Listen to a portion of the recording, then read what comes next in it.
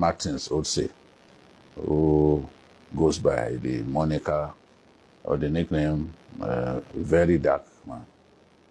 What really is the matter that the EFcc has with this boy?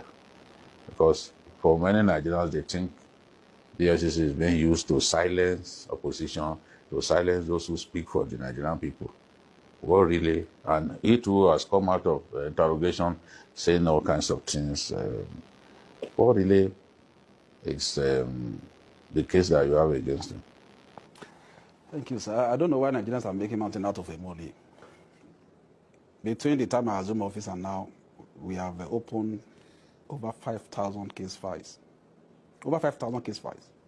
The high, the mighty, the middle cadre, the low, the poor, the rich. So I don't know why the issue of Vincent, the VDM, I don't know why it has become a national issue. And I give you a background to it. We received petition, about 4, on that young man, written against him.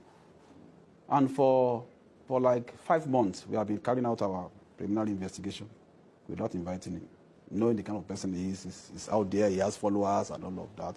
Even though, like I said, the law is no respecter of anybody.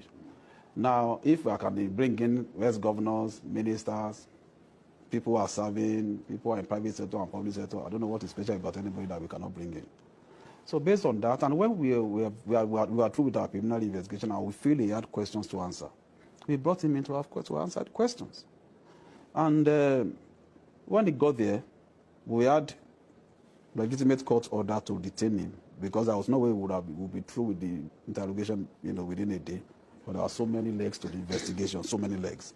And we granted him bail. I directed that they should give him bail the following day. He was given bail. And eventually we released him after some days here. Investigation still continues. I don't want to say much about that.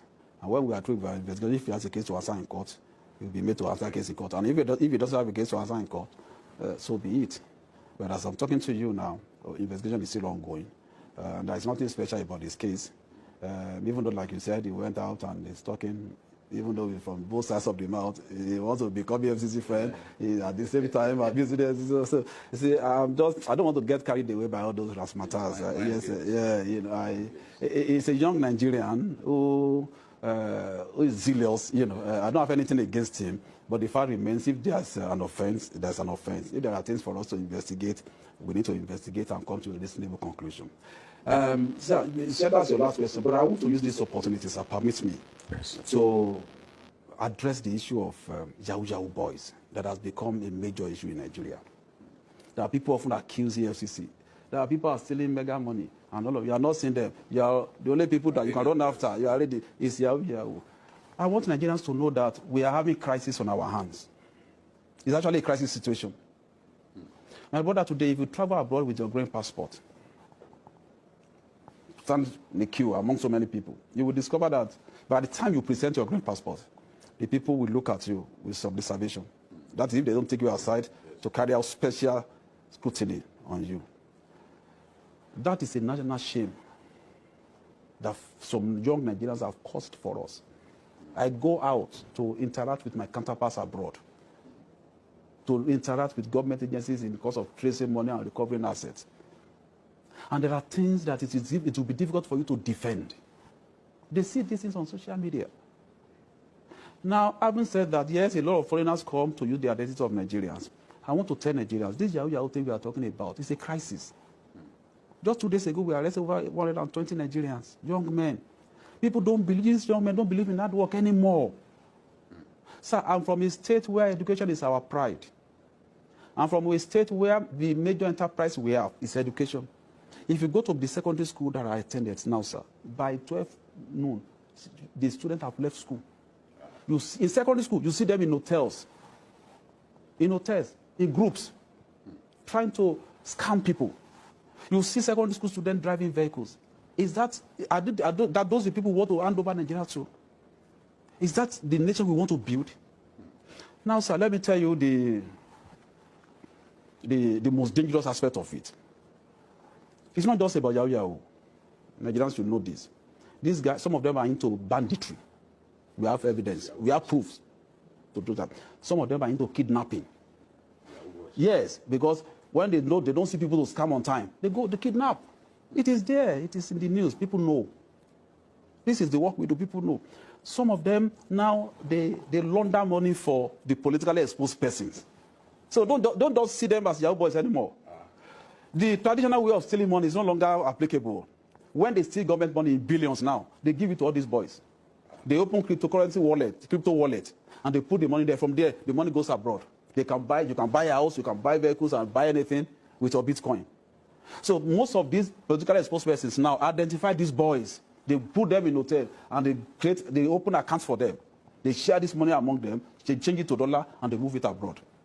So Nigerians should not just look at us looking, no, it's much more than that. As a matter of fact, there was a 22-year-old boy that we arrested. Within 18 months, we saw a turnover of over 5 billion naira in his account.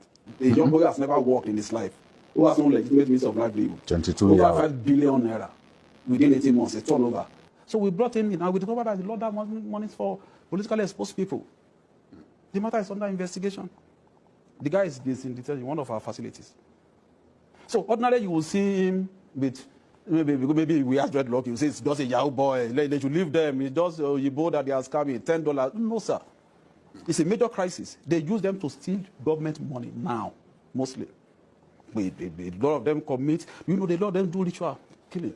They use our Nigerians. Would they say they don't know that? They use all these our young girls. They do ritual killing. If you get to one of my offices, I will mention, if you get to my exhibit room now, you'll see a black pot that we have there with human hair. One of them that we arrested under his bed, we brought out a black pot with human hair. Forensic evidence has proved that it was human hair. And these are the people Nigerians that say, leave them. As a matter of fact, what they are doing is not just Yahoo. They are also involved in mega cybercrime. So a young boy of 22 that we discovered that he had a turnover of over 5 billion. If you see that in the account of a director, a ministry, or a minister, are you not going to cry?